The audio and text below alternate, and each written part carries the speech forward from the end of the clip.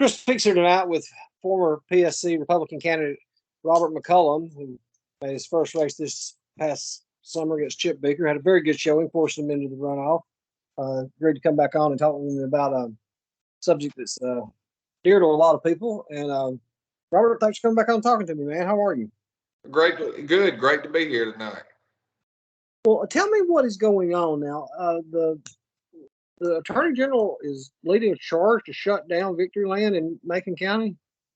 That is correct. The Attorney General, along with the Supreme Court, he is considering that it is a public health risk to morals, risk to a person's safety and welfare.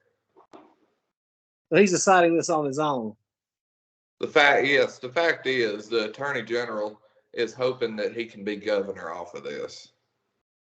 So this is going to be his issue that he's going to try to ride with it. Tell me, Macon County, that's a small, poor county, is it not? It is, and with the revenue and Victoryland is the largest employer in Macon County, supplies over 60 charities, or gives money to over 60 charities. Gives money to Macon County. Do what? Tell me a couple of charities they're given to, just so people know who it's affecting. The Tuskegee Repertory Theater, and what they do is they put on plays about the history of Tuskegee, and they receive $25,000 from Victoryland, and this closure would cause them to lose their funding, as well as I think it's the Southside Elderly Home. That assisted living, they take care of the elderly and vulnerable, and that association's president said that they may lose Thanksgiving dinners, Christmas gifts may have to be either cut back or reduced completely, and that's just 2 of 60 charities that receive funding from Victoryland. And you look at and assisted living facilities are going to lose Thanksgiving dinners and Christmas gifts because our Attorney General wants to come down there and shut the doors on something. If I'm not mistaken, the county voted to make a constitutional amendment to legalize that, correct? The county voted on a constitutional amendment that amended the Constitution of the state of Alabama for Macon County. The people of Macon County knew what they was voting for and got what they was voting for. If Macon County don't want it, Macon County should have the right to vote on it and say whether they want it or not. Yeah, I mean, we hear Republicans all the time preaching about home rule. I mean, where's home rule at here? There is none. I mean, former Tuskegee mayor and current city councilman Johnny Ford made a statement that it is a voting rights issue, and I agree 100%. The Attorney General and the Supreme Court are coming in and telling the people of Macon County, your vote don't matter. We're going to do it this way.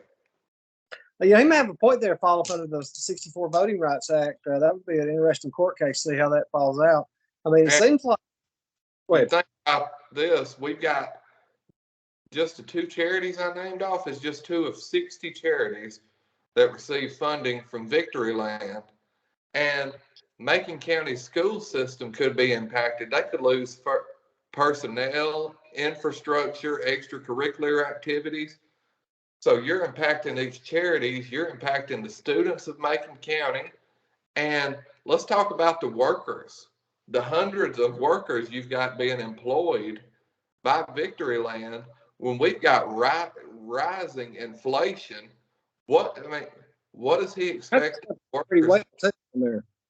Do what? I bet they're paid pretty well too down there. I bet those are pretty well paying jobs.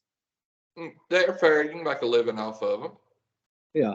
But you've got some of the employees down there. You've got husbands and wives that work down there. Their sole income comes from Victoryland. What are they supposed to do? So the Attorney General is basically going one there and just shut this whole county down. If Victoryland is shut down, it will cripple Macon County's economy. And I want the people of Macon County to know that I, as a Republican, since no other Republican seems to want to come out and stand up for the people of Macon County and stand up for what's right and stand up for their rights, then I will. Well, if the people have voted on it and we have home rule, it should be up to the people to decide, hey, we want this here. It sounds like the Attorney General is legislating from the bench in this right here. And you're going to hear people make this argument right here. Gambling is a hidden tax. And for a part of that is true, but it is a voluntary tax. The government comes in and takes your money regardless. So this right here, the government should not be able to tell you how you can spend your money and where you should be able to spend it at. Right. That's what the government is trying to do here. The government's trying to say, hey, you can't spend your money in this facility. You gotta use it for something else. We, as a country, were founded upon liberty and independence and not government interference. The government should not be able to tell you where you can spend your money. If you walk in a casino and you put that money in a slot machine, you do that at your own prerogative. And you do it at your own risk. It's kind of like a good friend of mine, former Attorney General, said, I can go over there and put $1 in a drink machine, and I'm gambling on whether it's going to give me a drink or not, or take my $1. Right. And the Attorney General says he wants to shut down gambling across the state and says, oh, bingo is illegal. Well, last time I checked, anytime, well, he may as well shut arcades down. He may as well take all the cards out of Dollar General. He may as well take all the poker chips off the shelf. Yeah. Any type of game of chance. Right. According to the Alabama Constitution, any game of chance is illegal. But you've got the constitutional amendment that Macon County voted for, as well as all the other counties that have the electronic bingo facilities. They voted for the constitutional amendment. It had public good, public benefit. It was voted on, and it was passed. Where's this going to stop? Is the Attorney General next going to go after people betting on football boards and basketball tournaments? Well, funny you said that, because sports betting people have conveniently contributed to one of the Supreme Court justices that's running for office. That would happen to be Greg Cook. You are correct. What about how much? How much money did he get, and where did that money come from? $10,000 come from Sports Betting Alliance, which is Vegas people. In my opinion, that shows a clear conflict of interest, because he, as a justice on the Alabama Supreme Court, will be ruling on that. What about the Attorney General? What about has he received any gambling fines? During 2018, when he ran against former Attorney General Troy King, he had a fundraiser conveniently hosted for him at the Hyatt Regency Hotel and Casino, and received $735,000 in some very questionable funds from the Rack Act. $35,000? Do what? $735,000? $735,000 in questionable funds from the RAGA Pact, which is Republican Attorney Generals Association. And there's been several sources that say that money come from the Sands Casino out of Las Vegas, Nevada. Wow, that shouldn't surprise me. This is the same man who had the Obama sticker on the back of his truck. What can we do as citizens to let him know that, hey, leave Macon County alone? Well, what we can do is we can stand with the people of Macon County. We can support the people of Macon County 100%. And I challenge the Attorney General and the Supreme Court justices right now to go to all of these charities that victoryland gives money to and look them in the eyes and tell them, you're not getting your funds this year. You're going to have to shut down production. You're going to have to cut back on Christmas gifts, Thanksgiving. And I challenge him to look into the eyes of the employees there and say, you're not going to have any income no more.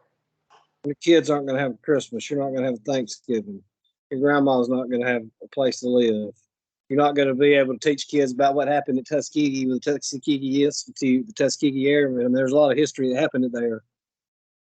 Right. You've got the Tuskegee Air. I mean, you've got history in Tuskegee that people need to be able to go and need to be able to see. And these charities that do that receive funding from Victoryland, they need our support as well. Have you actually had a chance to talk to the Attorney General about this? I have not. I'm going to try to call his office tomorrow, see if I can get in touch with him. I think we should urge all Alabamians to call the Attorney General's office and tell him to back off people of Macon County. Right. And my question is, there's a certain other casino in Alabama that pays no state tax. They take our money in Alabama. They take Alabama dollars and go to these other states and build casinos and pay taxes in those states, but they pay no tax in Alabama. Yeah, I'm familiar with that. When are they supposed to shut down Victoryland? They was supposed to shut it down a couple days ago. As far as I know, they're still operating. They have asked the Supreme Court for an appeal on the case to hear Victoryland's side of it. And I feel like that the people of Macon County should be there, and the people from all over the state of Alabama should stand in support of Victoryland, as well as the 60 charities that they contribute to, as well as the employees. We've got people that live right here in Tallapoosa County that work at Victoryland. We need to stand together, and we need to support them. We need to make sure they have a Christmas. We need to make sure they have a way to make a living and pay their bills. Well, how would these people live without this? That's why I said the Attorney General,